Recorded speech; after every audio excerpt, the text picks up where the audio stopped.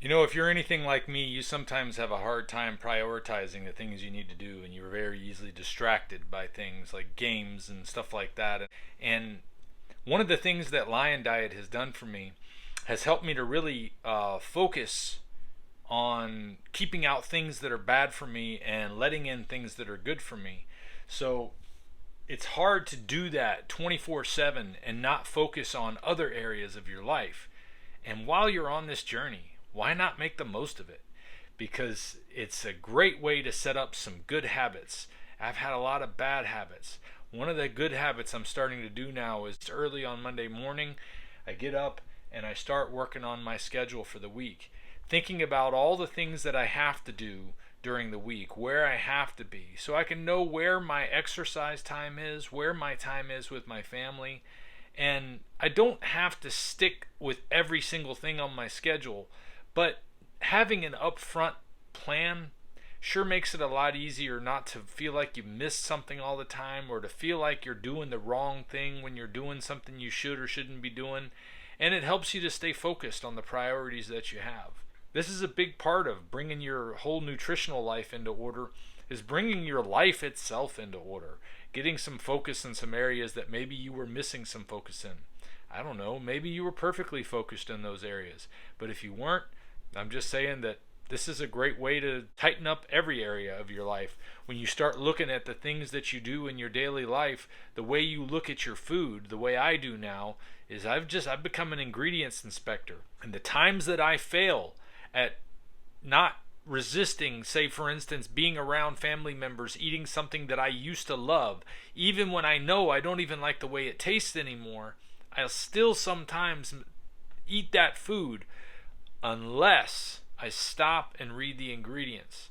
As soon as I start seeing things like citric acid and high fructose corn syrup and stuff that I know I don't want that poison in my body, it no longer is chocolate ice cream anymore. It no longer is peanut butter anymore. It's whatever crap I see on the label, and it switches.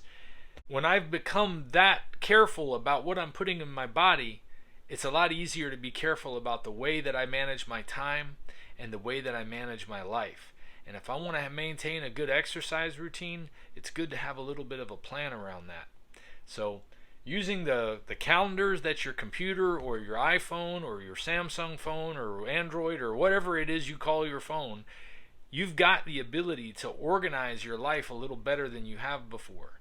Set an alarm for a time that you want to go to sleep and an alarm for a time you want to get up in the morning. And try to stick to that, because if you stick to that, you'll find that you're much more consistent. When I don't stick to that, which is often in my life, it's very hard to maintain consistency.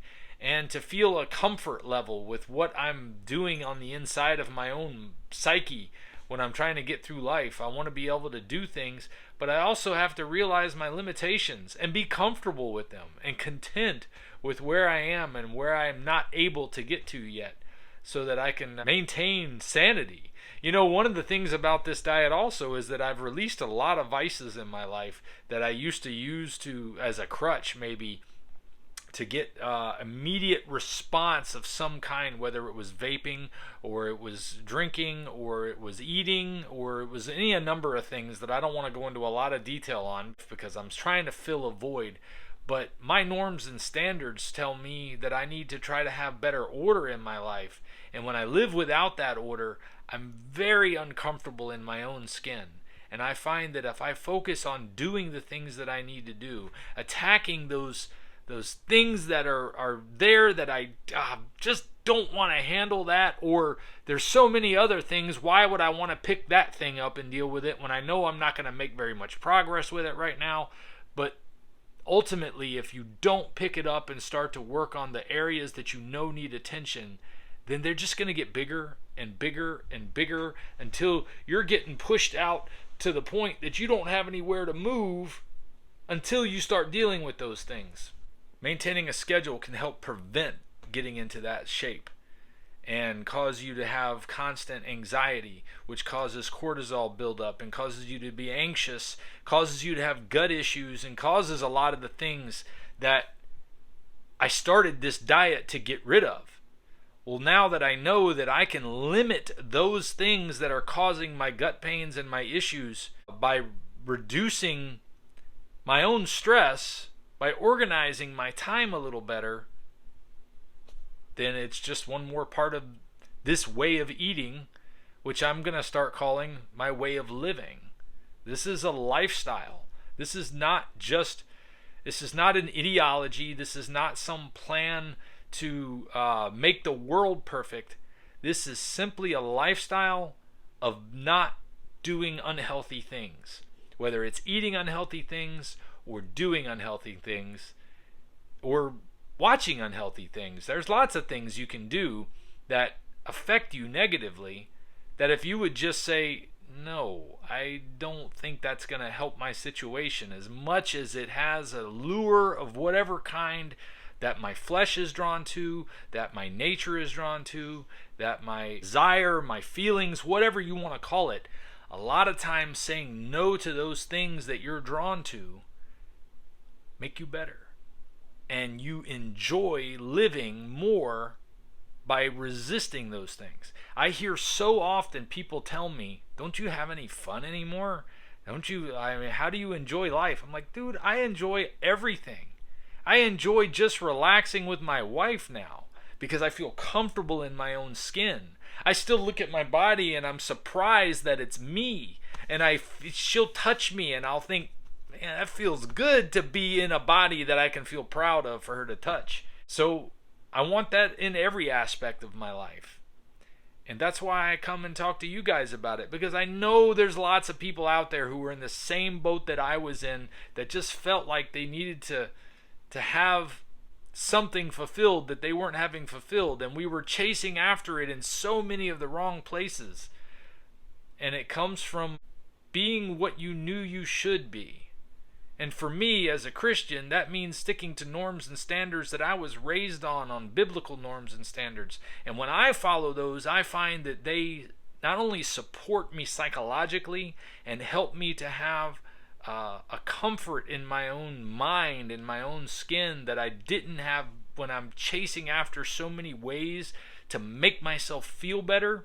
Every day we wake up, we've got to do something, whether it's working, spending time with people, relaxing, having fun, whatever it is. Seeking to fulfill only what pleases you typically leads you to a place of always feeling unfulfilled.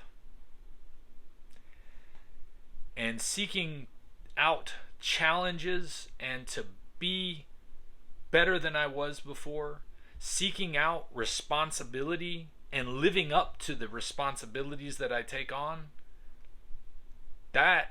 that's rewarding. That's fulfilling. That's where growth is. And if there's one thing that I've ever prayed for that I'm very thankful that I feel like I have started to scratch the surface of in my life, and that's wisdom. When Solomon prayed for wisdom, the Lord said, it is a good thing that you have asked for wisdom.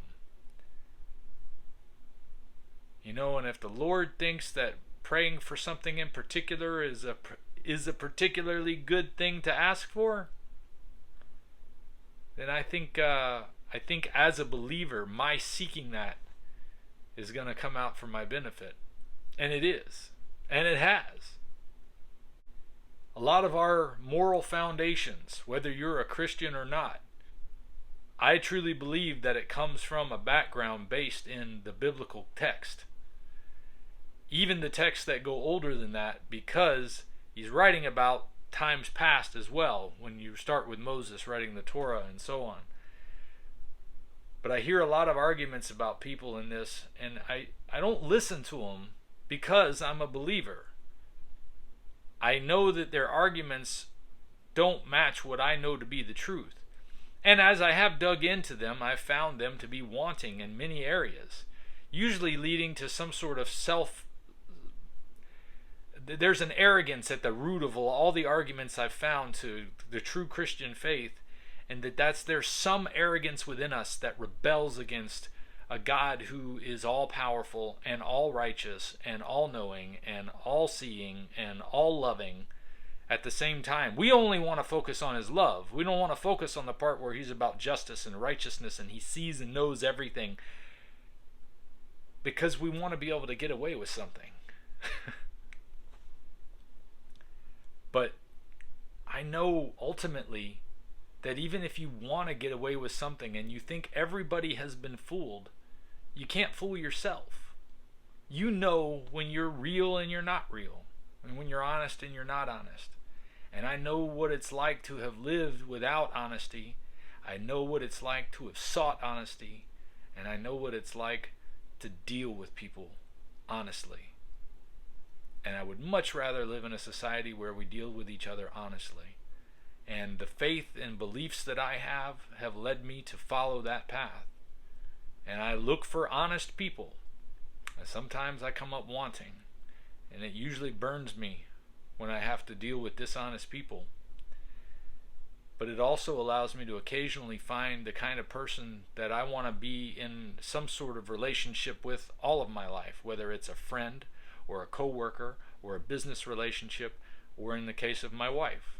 If I'm dealing with business partners, I can choose to deal with people who are people of integrity and of honesty, and that stick with principles that are vital to continued civilization. All this springs out of my talking about recording my time or planning my week a little bit better. But it's such an important part of getting everything into that order where you can focus. You can have some order in your life. There's so much chaos coming into life all the time. Striving to keep order is like trying to keep the jungle out when you live in the jungle, and you're trying to keep it from overtaking you. I think of a scene from a movie I liked when I was a kid called The Whoopie Boys, where this butler was in front of a car, and these two idiots in the movie come up and ask the butler what he's doing. He's washing the car, and they're in the jungle right by the edge of the car. And they asked him what he's doing, and he basically explained that he was cleaning, because if you don't stay clean, the jungle will move in and take you over. And that's the way life really is in a lot of ways. As silly as that ridiculous movie was, and as ridiculous as even that scene is in the movie, it's very true. If you don't stay clean, the jungle will move in and take you over. It's very easy to get tangled up in the ways of the world and bad choices and vices, and I'm as guilty as anybody to get stuck in them. And I think it's one of the reasons why we choose to eat the foods we eat. We wind up eating things that we know are bad for us.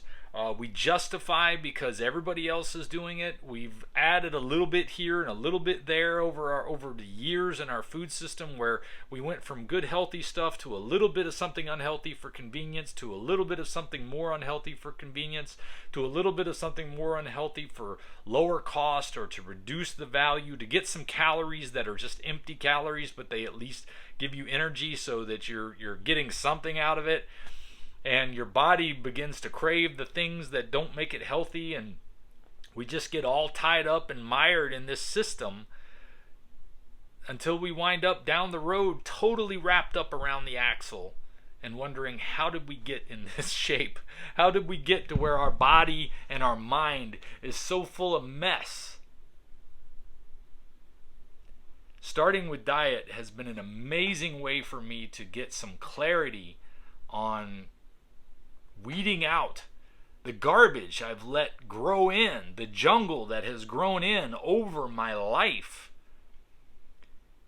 And a lot of times the jungle was growing over my life because I was focused on what's happening in Washington. What are they saying on the news? What's happening with the Supreme Court? What's going on in Congress? Those things are important. Don't get me wrong. We need to have civic responsibility. I actually grew up in a time when we still taught civics in school, so I must be a dinosaur, or I grew up in the South and I'm not that old. Either one, I lean toward the latter. The thing about it is those things are important, but they're not 24 hours a day, talk about it all the time, important, because you can't really make any difference in that area if you're only focusing on the problem. The solution comes in this country, and for any country going through what the United States is going through right now, is a lot more of looking at what's going on in your eye instead of looking at what's going on in your neighbor's eye. Because everybody seems to be worried about what everybody else is doing. I started focusing on, what can I do to fix my house in order? I need to get my body, I need to get my mind straight, I got to get my family organized. And you know, there's different work situations. I have grown to be a self-sufficient worker. I like to work in my own business or as the leader of a business, like I was as the administrator of a retirement home. I have a hard time wanting to work for a company, although there are benefits that I would like to have, like easier to have healthcare and investment systems and things like that that you get from working for a large company. But I like having the autonomy that I have in doing the work that I do, even though I have to suffer in the areas of healthcare and not have any real investment advantages that you get from working at a company like that. But the bottom line is that I've organized my life around things that I think are healthy for my body, my mind, my family, my finances. But all of that comes from a spiritual base that tells me I need to be better than I am. I need to be better than I was when I was younger, just like my children, as I'm teaching them that they have talents and they have abilities and they have value, but you're not done. You're not living up to your potential just yet. When I see them moving in the direction of making good choices, to be responsible, to make good choices for their health, their mind, and for also an attitude of grace toward others and forgiveness, and certain areas of how to deal with people, but also how to have the claws you're going to need to deal with people who are going to hurt you, to have the ability to defend yourself physically and mentally from attacks. These are all things that I want to teach them. Well, those are the same type of things that I needed to learn because I was once young. And if you don't grow up and deal with those things or have parents that teach you those things, life is going to try to teach you those things. If you're not too stubborn to listen, then you can usually learn from them. If you are too stubborn to listen, a lot of times you're going to die from them. That's why they say that which doesn't kill you makes you stronger. It's because you learned from it. But what happens if you don't learn from it? If you're thick-headed, like I've been in a lot of ways in my life, and I'm sure you have too. We got to stop being thick-headed, and we got to start making decisions we know are good for us. And I'm doing the lion diet because I knew that it was going to be something, I could feel it in my bones when I started. I knew that I was on the right path, and I knew very shortly after starting that I was on the right path. And I can see the results, and I can feel the results, and I've been able to see results that you've had. And I just want to help you take it to that next level, to where you can be the best you can be, and really start benefiting from the freedom that comes from having a healthy mind and body. Wow. Man, you know, I didn't know I was going to say any of that. I don't know where this stuff comes from sometimes. But I talked to the Lord about it, and then here you go. So, I'm either nuts, or hopefully this helps. Whatever it is, I love you guys, and I'll see you next time. If we pay extra, could we maybe get some grease or fat?